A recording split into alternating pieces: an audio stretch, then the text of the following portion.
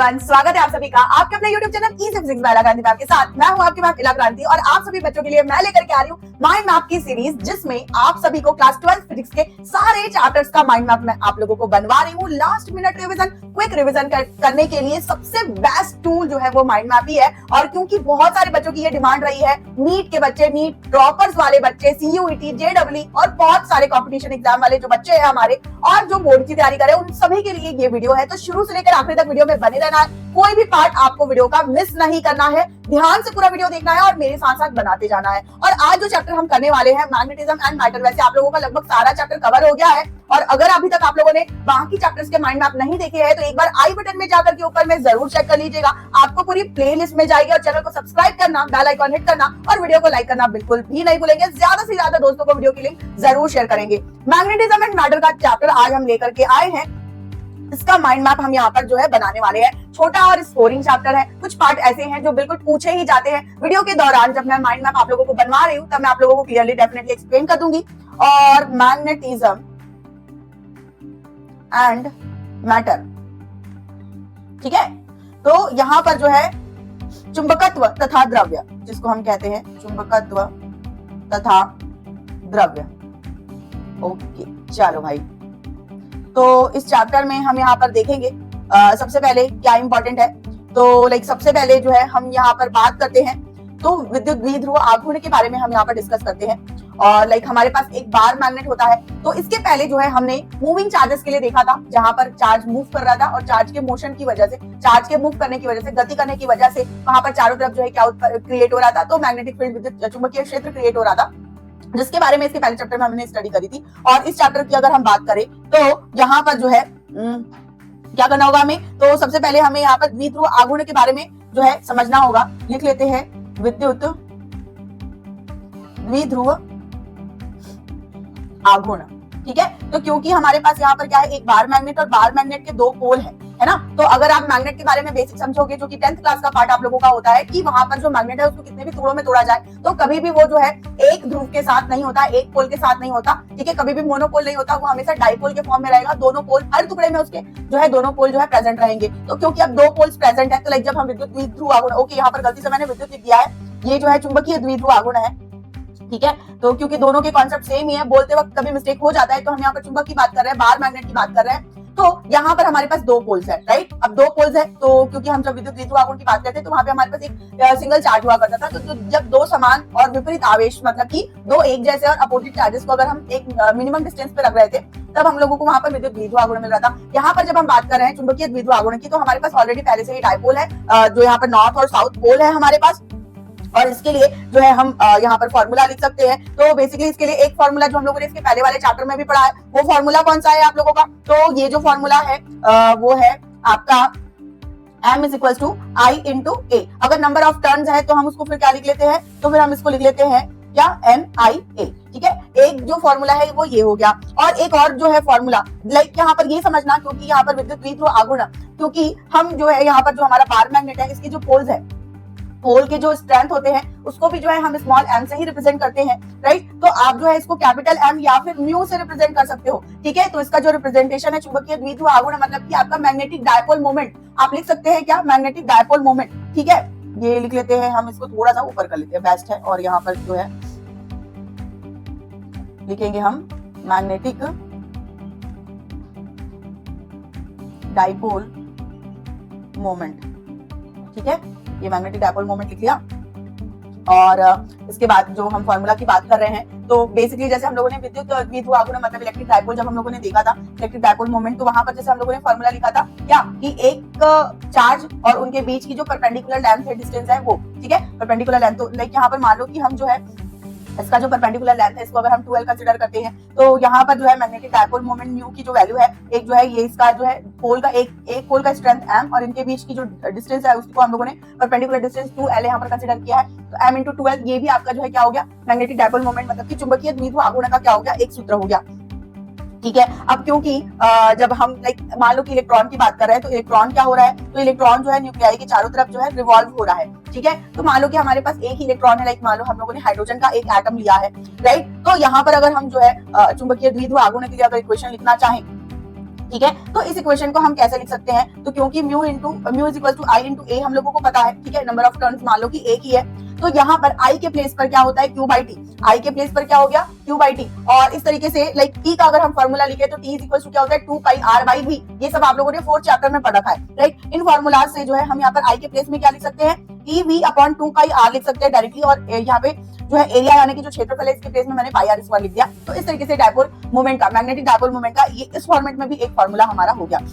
अब यहाँ पर पाई आर और पाई आर को अगर हम कैंसिल कर देंगे तो हमारे पास यहाँ पर म्यू इज इक्वल टू क्या हो जाएगा, ये हो जाएगा ई वी आर बाई 2, ठीक है, क्या हो जाएगा ई वी आर बाई 2, और यहाँ पर अगर हम इसको जो है लाइक लीनियर ये मोमेंटम, एंगुलर मोमेंटम के फॉर्म में भी अगर हम इसको लिखना चाहें तो ये इक्वेशन इस तरीके से हो जाएगा, क्योंकि एंगुलर मोमेंटम क्या होता है L is equal to M V R, और एंगुलर मोमेंटम जो है वो वेक्टर क्वांटिटी होता है। तो हम इस इक्वेशन को यहाँ पर इस तरीके से लिख सकते हैं कि म्यू, अब हम क्या करेंगे ऊपर और नीचे जो है यहाँ पर m और m का मल्टीप्लाई करेंगे तो यहाँ पे एम वी आर, तो ये क्या हो जाएगा, ये हो गया आपका e, और ये एंगुलर मोमेंटम हम लोगों ने लिख दिया, और ये अपॉन में क्या हो गया 2m, और हाँ ये क्या हो गया आपका 2m ही होगा, राइट, e नहीं होगा यहाँ पे। तो इस तरीके से तो एक फॉर्मूला आपका क्या हो गया, ये भी एक फॉर्मूला हो गया, ठीक है। अब इसके बाद जो है हम लाइक जब हम मैग्नेटिज्म यहाँ पर पढ़ रहे हैं, मैग्नेटिज्म एंड मैटर्स, तो मैटर्स को जब हम मैग्नेटाइज करते हैं तो बेसिकली होता क्या है कि मैग्नेट या चुंबक बनाने के लिए हमको किसी भी जो है लौह चुंबकीय तत्व लाइक जिसमें जो है चुंबकत्व के गुण पाए जाते हैं, ऐसे तत्वों को क्या करना पड़ता है, हम ऐसे तत्वों को जो है एक प्रोसेस के थ्रू जो है चुंबक बनाते हैं। क्योंकि वैसे चुंबक के प्रकार अगर हम देखें, मैग्नेट के प्रकार, तो जो है नेचुरल तरीके से, प्राकृतिक रूप से और कृत्रिम तरीके से, मतलब कि जो मैन मेड होता है उस तरीके से जो है अलग अलग चुंबक पाए जाते हैं। बेसिकली जो है चुंबक जो है बिल्कुल एक पत्थर या जो है इस तरीके से फॉर्म में पाया जाता है, पत्थर के टुकड़े के फॉर्म में, लेकिन हम लोगों को जो है बार मैग्नेट या इस तरीके के जो मैग्नेट्स बनाने होते हैं तो उसको प्रॉपर प्रोसेस करके हम क्या करते हैं, चुंबक मतलब क्या कहना चाहिए, मैग्नेटाइज करते हैं, ठीक है, मतलब चुंबकित करते हैं, हिंदी में हम कहेंगे चुंबकित करते हैं, राइट। तो चुंबकित करके फिर उसको क्या बनाया जाता है, मैग्नेट बनाया जाता है। तो इस प्रोसेस में बार बार चुंबकित, अचुंबकित, चुंबकित या विचुंबकित, चुंबकित या विचुंबकित, जिसको हम बोलते हैं magnetisation, anti magnetisation, magnetisation, anti magnetisation, इस तरीके से हम क्या करते हैं, किसी जो है कृत्रिम यानी कि मैन-मेड चुंबक को हम लोग मैग्नेट को बनाते हैं, ठीक है। तो इस प्रोसेस में बेसिकली जब क्या होता है कि मैग्नेटाइजेशन जब होता है तो वहां पर इंटेंसिटी ऑफ मैग्नेटाइजेशन मतलब कि कितना हम उसको क्या कर रहे हैं, चुंबकित कर रहे हैं, कितनी तीव्रता से, तो चुंबकीय तीव्रता हम इसको कह सकते हैं। तो हमारे पास जो है क्या मिलती है हम लोगों को, चुंबकीय तीव्रता हम लोगों को मिलती है, तो राइट। तो उसके बारे में हम यहाँ पर डिस्कस करेंगे। तो वो क्या हो जाएगा कि यहाँ पर जो है हम लिख लेते हैं इसको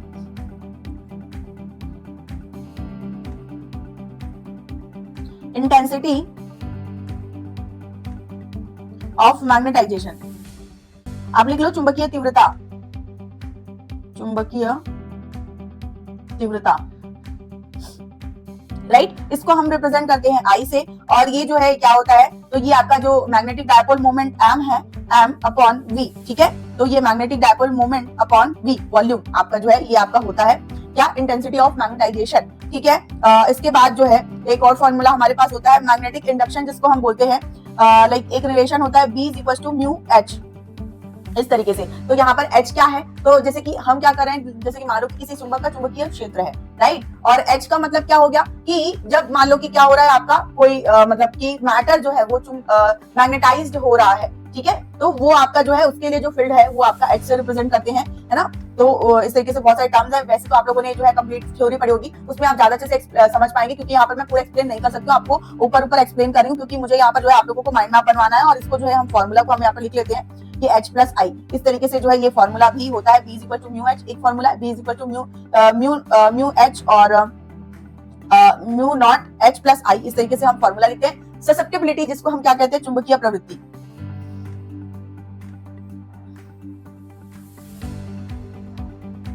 क्या कहते हैं इसको, चुंबकीय प्रवृत्ति, मतलब कि कोई भी अगर मैटर है तो उसमें कितनी चुंबकीय प्रवृत्ति है उसको इस चीज से डिफाइन किया जाता है। तो ये आपका क्या कहलाता है, ससेप्टिबिलिटी कहलाता है। और ससेप्टिबिलिटी का क्या रिलेशन होता है यहाँ पर, जो अदर यहाँ पर जो है क्या फिजिकल क्वांटिटीज है उनके साथ, तो ये हम देख लेते हैं कि जो ससेप्टिबिलिटी है ये आपके मैग्नेटिज्म के लिए ही हम रिप्रेजेंट करते हैं, तो इसलिए हम इसको झाई बोलते हैं, झाई एम, इस तरीके से हम लिखते हैं मैग्नेटिक फील्ड के लिए। ये होता है आई बाई एच, जिसको हम यहाँ पर जो है इसका रिलेशन म्यू आर, मतलब कि रिलेटिव परमिएबिलिटी के साथ भी इसका रिलेशन होता है, ठीक है, जिसको हम आपेक्षिक चुंबकशीलता कहते हैं, म्यू आर माइनस 1, इस तरीके से। तो यहाँ पर जो है हम mu r is equal to chi plus 1, इस तरीके से भी जो है हम इसको लिख सकते हैं। और ये जो है आपका इक्वेशन मोस्ट पॉपुलर इक्वेशन है, मोस्ट इंपॉर्टेंट इक्वेशन है, जो आपको एग्जाम में पूछा भी जाता है, या फिर इस पर बेस्ड आपको जो है कुछ न्यूमेरिकल क्वेश्चंस भी मिल सकते हैं कि लाइक आपको झाई एम की वैल्यू दे देगी और आपको पूछा जाएगा कि कोई भी मैटर जो है अनुचुंबकीय, प्रतिचुंबकीय या लौहचुंबकीय, लाइक डायमैग्नेटिक, पैरामैग्नेटिक या फिर फेरोमैग्नेटिक, इस तरीके से आपको जो है क्वेश्चंस आते हैं। और एक फॉर्मूला यहाँ पर जो है टाइम पीरियड के लिए होता है। जब हम यहाँ पर मैग्नेटिज्म का कॉन्सेप्ट पढ़ रहे होते हैं तो ये फॉर्मूला भी हम यहाँ पर लिख लेते हैं, T is equal to 2 pi square root I upon MB। ठीक है, तो ये मैग्नेटिज्म के लिए टाइम पीरियड का फॉर्मूला होता है। ओके, चलो ये तो हो गया। अब इसके बाद जो है हम क्यूरी लॉ, क्यूरी टेम्परेचर के बारे में पढ़ेंगे। तो बेसिकली इंट्रोड्यूस कर रही हूँ मैं कि जो ये क्यूरी लॉ या क्यूरी टेम्परेचर की जो हम बात कर रहे हैं, इसको लिख लेते हैं यहाँ। ठीक है, तो क्यूरी लॉ, ठीक है, जो हमने अभी अभी ससेप्टिबिलिटी पढ़ा, इसका जो है टेम्परेचर के साथ एक रिलेशन, यहाँ पर टी जो है वो टाइम पीरियड है। ठीक है, अब जो हम टी की बात करेंगे कैपिटल टी, वो क्या होगा आपका टेम्परेचर होगा। ठीक है, चलो तो यहाँ पर जैसे कि हम लोगों ने क्या लिख लिया, क्यूरी लॉ। तो ये चुंबकीय प्रवृत्ति यानी कि ससेप्टिबिलिटी के साथ जो है टेम्परेचर का जो रिलेशन है 1/T, ये आपका जो है 1/T इसका जो है आपस में क्या होता है रिलेशन, ये आपको पूछा जाता है।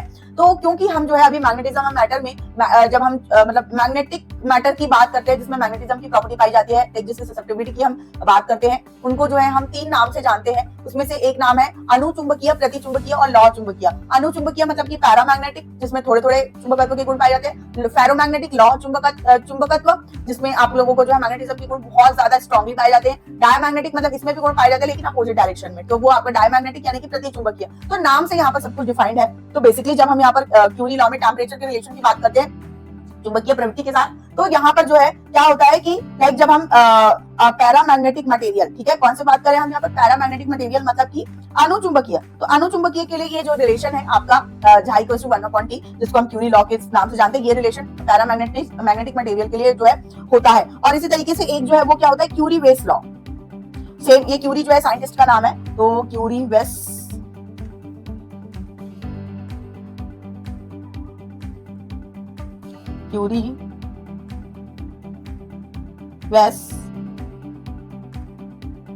लॉ। ठीक है, इसको जो है अगर इसका जो रिलेशन अगर हम देखें चुंबकीय प्रवृत्ति के साथ, तो वो क्या होता है, ये होता है आपका chi M directly proportional to 1/T minus TC। ठीक है, तो यहाँ पर जो ये TC है वो आपका क्या है, क्यूरी टेम्परेचर है। क्या है ये TC जो है वो क्यूरी टेम्परेचर है। ये रिलेशन होता है फेरोमैग्नेटिक मटेरियल के लिए। तो फेरोमैग्नेटिक मटेरियल मतलब कि लौह चुंबकीय तत्व की हम बात कर रहे हैं। तो ये रिलेशन हम लोगों ने देख लिया। और बेसिकली होता क्या है कि जब हम इन दोनों तत्वों की बात कर रहे हैं, तो लाइक जैसे कि मान लो कि ये आपका क्या है, क्यूरी टेम्परेचर। तो मान लो कि कोई मटेरियल है, कोई मैटर है, तो ये जो है किसी टेम्परेचर के लिए यहाँ पर जो है मान लो कि क्या है, फेरोमैग्नेटिक मटेरियल यानी कि लौह चुंबकीय तत्व है। और ये जो लौह चुंबकीय तत्व यानी कि जो फेरोमैग्नेटिक मटेरियल है, ये पर्टिकुलर किसी टेम्परेचर के बाद जो है पैरामैग्नेटिक मटेरियल में यहाँ पर बदल जाता है, जिसको हम क्या बोलते हैं, पैरामैग्नेटिक मटेरियल मतलब कि अनुचुंबकीय तत्व हम बोलते हैं। तो जिस टेम्परेचर के बाद ही लौह चुंबकीय तत्व से अनुचुंबकीय तत्व में जब बदलता है, जब हम टेम्परेचर को बढ़ाते चले जाते हैं, तो उस वैल्यू को हम क्यूरी टेम्परेचर TC से यहाँ पर रिप्रेजेंट करते हैं। और इस पर बेस्ड आपको क्वेश्चंस आते हैं, इसलिए आपको ये बहुत ध्यान से अच्छे से करना है। राइट, नेक्स्ट जो है मैग्नेटिज्म एंड मैटर में हम बात करते हैं कि हमारे पास जो मैटर होता है वो मैग्नेटिज्म का जो गुण रखता है, प्रॉपर्टी जो शो करता है, उन मैटर्स को 3 पार्ट में डिवाइड किया गया है। तो ये मोस्ट इंपॉर्टेंट है, ये जो 3 पार्ट्स के बारे में जो हम यहाँ पर डिस्कशन करेंगे। तो लाइक इसको हम इस तरीके से लिख लेते हैं, ये हो गया हमारा डायमैग्नेटिक, ये हो गया हमारा पैरामैग्नेटिक, ये हो गया हमारा क्या, फेरोमैग्नेटिक। ठीक है, इसको हम लिख लेते हैं प्रतिचुंबकीय। ठीक है, प्रतिचुंबकीय पूरा नहीं लिख रही हूँ, प्रतिचुंबकीय लिख रही हूँ, यहाँ पे अनुचुंबकीय लिख रही हूँ और यहाँ पे लिख रही हूँ लौह चुंबकीय। ठीक है, तो शॉर्ट में मैंने लिख दिया है। अब यहाँ पर इनके बीच का जो रिलेशन है वो डेफिनेटली आप लोगों को एग्जाम में बहुत ज्यादा बार पूछा जाता है। तो लाइक सबसे पहले हम यहाँ पर ससेप्टिबिलिटी की बात करेंगे, क्योंकि चुंबकीय प्रवृत्ति यानी कि मैग्नेटिक प्रॉपर्टी को जो है ससेप्टिबिलिटी यहाँ पर रिप्रेजेंट कर रही होती है। तो जब हम यहाँ पर डायमैग्नेटिक मटेरियल के लिए बात करते हैं, तो डाया प्रति मतलब की ऑब्वियस बात है कि प्रतिकर्षण का यहाँ पर गुण देखा जाएगा, विरोधी होगा, ये अपोजिट होगा।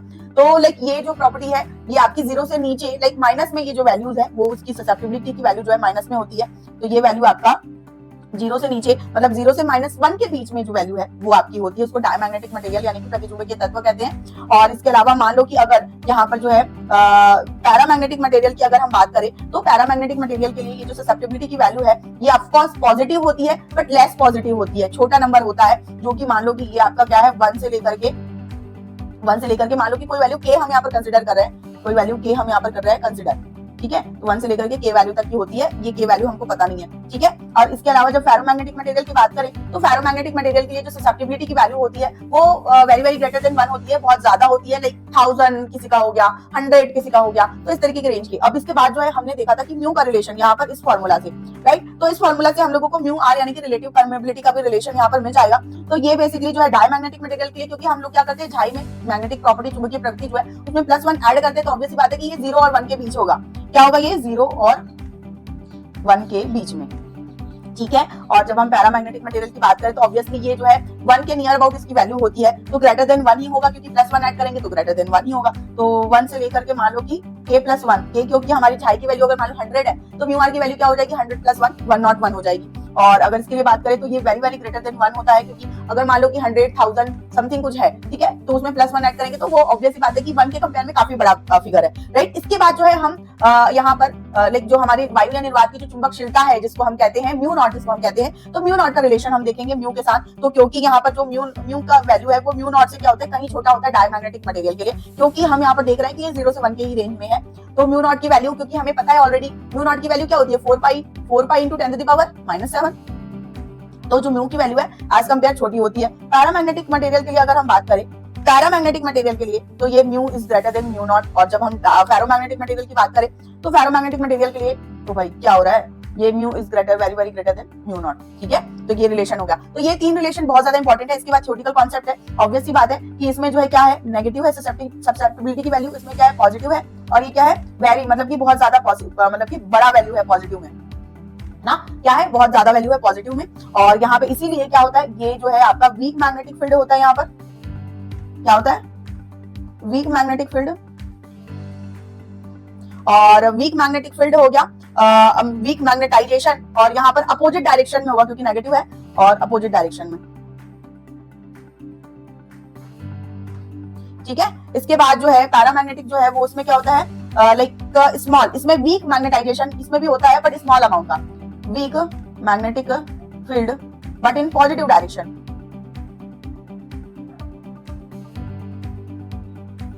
ठीक है।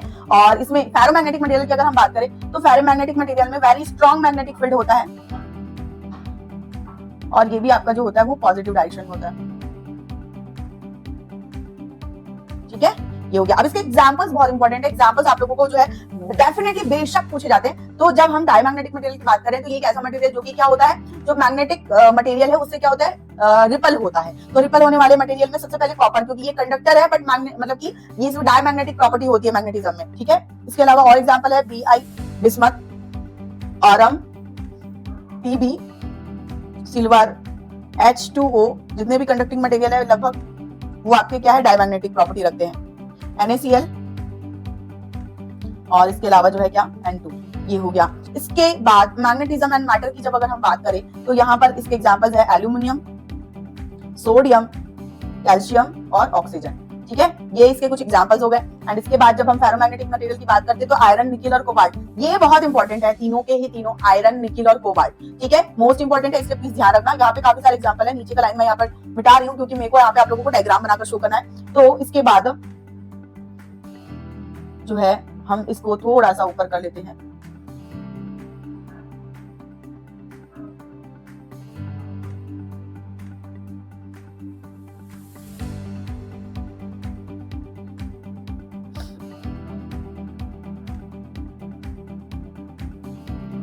चलो अब इसमें क्या करना है कि लाइक हम ये देखेंगे कि मैग्नेटिक फील्ड लाइंस जो है, ठीक है, मान लो कि ये आपका डायमैग्नेटिक मटेरियल है, तो होता क्या है कि डायमैग्नेटिक मटेरियल में मैग्नेटिज्म से रिपल्शन होता है, राइट। मतलब कि अपोजिट साइड में जो है वीक मैग्नेटिक फील्ड होता है। तो होता क्या है कि यहाँ पर अगर इसके पास अगर हम मैग्नेटिक फील्ड लाइन गुजारते हैं तो ये क्या करता है? रिपल करता है। तो इस वजह से सारी की सारी मैग्नेटिक फील्ड लाइन जो है इस तरीके से कर्व बनाते हुए क्या होती है? बाहर से ही चली जाती है। क्या करती है? बाहर से ही चली जाती है, ठीक है। अब इसके अलावा अगर हम पैरामैग्नेटिक मटेरियल की बात करते हैं तो होता क्या है कि इसमें जो डाइपोल्स होते हैं वो अगर मान लो कि मैग्नेटिक फील्ड प्रेजेंट नहीं है तब तो वो जो है क्या होता है कि बिल्कुल बिखरा मतलब कि बिखरा हुआ होता है। लेकिन जैसे हम इसको मैग्नेटिक फील्ड के प्रेजेंस में रखते हैं तो ये क्या होता है? ये पूरा का पूरा इसका जो मतलब कि इसके जो डाइपोल्स है वो क्या होते हैं? अलाइंड हो जाते हैं। और यहाँ पर से जो है क्योंकि इसमें वीक मैग्नेटिक फील्ड होता है तो यहाँ पर से जो मैग्नेटिक फील्ड लाइन है वो गुजरते हैं पर यूं इस तरीके से, मतलब कि बहुत ज्यादा स्ट्रॉन्ग मैग्नेटिक फील्ड नहीं होता। अब अगर हम इसके बाद बात करते हैं किसकी? इसके बाद हम बात करते हैं फेरोमैग्नेटिक मटेरियल की। तो फेरोमैग्नेटिक मटेरियल के लिए जो मैग्नेटिक फील्ड लाइन है वो क्या करता है, ये सबको अट्रैक्ट कर लेता है। तो सारी की सारी लाइंस जो है, सारी की सारी लाइंस क्या करेगी, यहाँ पर से इसके अंदर से होकर ही गुजरती है। तो ये जो मैंने लाइंस ड्रॉ की है ये मैग्नेटिक फील्ड लाइंस है, और बाकी जो बॉक्स मैंने बनाया है वो एक मैटर है। फेरोमैग्नेटिक, डायमैग्नेटिक या पैरामैग्नेटिक मटेरियल का जो मैटर है उसके बारे में हम लोगों ने यहाँ पर डिस्कशन किया है। तो ये बहुत इंपॉर्टेंट पार्ट मैंने आप लोगों को बता दिया है। एंड इसके बाद जो है इलेक्ट्रोमैग्नेट और परमानेंट मैग्नेट की हम थोड़ी सी बात कर लेते हैं, क्योंकि उससे रिलेटेड क्वेश्चंस भी आप लोगों को पूछे जाते हैं। तो यहाँ पर हम लिखते हैं इलेक्ट्रोमैग्नेट,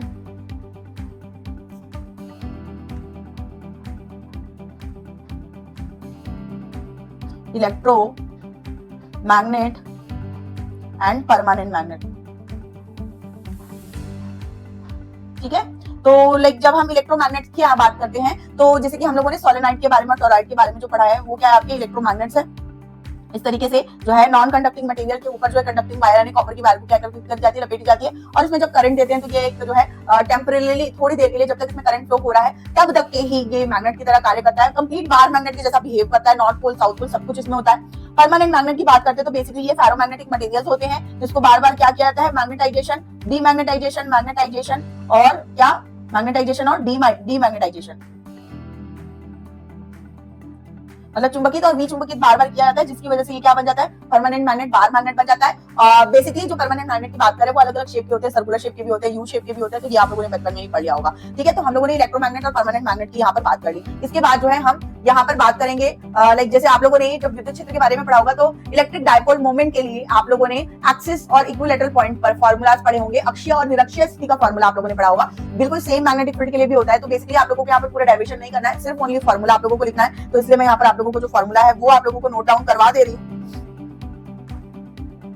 ये हो गया आपका क्या, अक्षीय तथा निरक्षीय स्थिति पर मैग्नेटिक फील्ड। ठीक है, जिसको हम क्या बोलते हैं, एक्सिस, एक्सियल और इक्विलेटरल। तो एक्सियल या इक्विलेटरल, तो इस तरीके से हम क्या करते हैं, यहाँ पे बार मैग्नेट लेते हैं। ये इसका जो साइड का हिस्सा है, यहाँ पर क्या होता है, इसका मतलब पोल का स्ट्रेंथ होता है, पोल स्ट्रेंथ जिसको हम कहते हैं, और इनके बीच का जो डिस्टेंस है वो हम क्या करते हैं, 12 कंसिडर करते हैं। और मान लो कि दोनों ही डायग्राम एक में ही बनाकर आप लोगों को दिखा देती हूँ, तो इसलिए इसको नीचे कर देती हूँ, बेहतर होगा।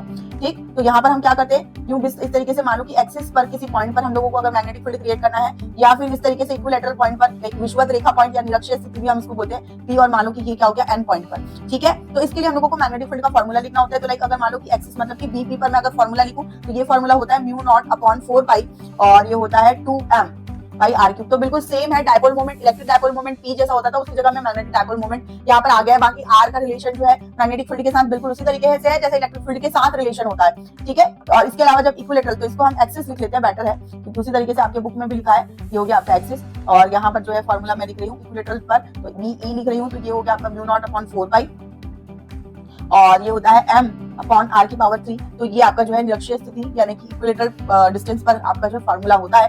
एंड इसके अलावा जो है कुछ फार्मूलाज होते हैं, लाइक जिसमें हम potential energy, magnetic potential energy की बात कर रहे हैं। u is equal to minus M B cos theta, जिसको हम लिखते हैं minus M vector dot minus B. ठीक है, तो दो वेक्टर्स का क्या है, ये स्केलर प्रोडक्ट है, डॉट प्रोडक्ट जिसको हम बोलते हैं। और टाउ का फॉर्मूला लिखते हैं, तो टाउ क्या होता है, टाउ इज इक्वल टू, ये होता है आपका magnetic dipole moment m cross b, जिसको हम m b sin थीटा इस तरीके से लिखते हैं। तो इस चैप्टर के जो सारे फॉर्मूलाज है उसको हम लोगों ने एक जगह पर समराइज कर लिया है। एंड आई होप कि आप लोगों को ये बहुत ज्यादा काम आएगा, क्योंकि माइंड मैप आपके लास्ट मिनट क्विक रिवीजन के लिए सबसे बेस्ट टेक्निक। जो एग्जाम के 1 घंटे पहले आप क्या करोगे, आपके पास इतने सारे सब्जेक्ट, इतने सारे सब्जेक्ट्स के इतने सारे चैप्टर, राइट, तो सारे चैप्टर्स के सारे सब्जेक्ट्स की आपके माइंड मैप सिंगल कॉपी में होने चाहिए, जिसको आप बिल्कुल एग्जाम से पहले बार बार रिवाइज कर सको। तो रिवीजन इसी तरीके से होता है, और जब तक आप रिवीजन नहीं कर रहे हैं, जब तक आप सेल्फ स्टडी नहीं कर रहे हैं, तब तक आपके अच्छे मार्क्स बिल्कुल भी नहीं आ सकते। चाहे आप कितने भी टीचर्स के क्लासेस अटेंड कर लो, कितने भी आप जो है वीडियोस देख लो, कुछ भी नहीं होगा जब तक आप सेल्फ स्टडी नहीं कर रहे हो। इसलिए सेल्फ स्टडी मोस्ट इंपॉर्टेंट है, और सेल्फ स्टडी करने के लिए हम आपको सॉल्यूशंस यहाँ पर प्रोवाइड करते हैं। तो ये सॉल्यूशन मैंने आपको प्रोवाइड किया। मैग्नेटिज्म एंड मैटर का माइंड मैप मैंने आप लोगों को बनवा दिया है, और एक बार मैं जूम आउट करके इसको आप लोगों को दिखा देती हूँ। तो मैग्नेटिज्म एंड मैटर, चुंबकत्व तथा द्रव्य, सबसे पहले हम लोगों ने मैग्नेटिक डायपोल मोमेंट के बारे में पढ़ा, चुंबकीय द्विध्रुव आघूर्ण जिसे हम कहते हैं। और इसके बाद जो है हम लोगों ने इसके कुछ फार्मूलाज देखे, मोस्ट इंपॉर्टेंट फार्मूलाज। एंड इसके बाद जो है मैग्नेटिज्म के लिए इंटेंसिटी ऑफ मैग्नेटाइजेशन, चुंबकीय तीव्रता जैसे जिसको हम बोलते हैं चुंबकत्व, चुंबकन जो हम बोलते हैं, उन सबके फार्मूलाज हम लोगों ने देखे। Susceptibility, magnetic susceptibility, time period का फार्मूला क्यूरी लॉ और क्यूरी वेस्ट लॉ हम लोगों ने देखा। साथ ही साथ फिर हम लोगों ने यहाँ पर मैटर से रिलेटेड 3 तरह के मैटर्स पढ़े जो यहाँ पर मतलब कि जो चुंबकीय तत्वों के लिए एक जो चुंबकत्व की हम जो घटना पढ़ रहे हैं उसके लिए जो यूजफुल है, डायमैग्नेटिक, पैरामैग्नेटिक और फेरोमैग्नेटिक। एंड इसके बाद हम लोगों ने इलेक्ट्रोमैग्नेट और परमानेंट मैग्नेट के बारे में देखा। फिर हम लोगों ने अक्षीय तथा निरक्षीय स्थिति मतलब एक्सियल और इक्विलैटरल पॉइंट पर किसी भी बार मैग्नेट के लिए यहाँ पर मैग्नेटिक फील्ड का जो है फॉर्मूला देखा। और इस तरीके से ये जो सेशन है आप लोगों का यहीं पर कंप्लीट हो चुका है।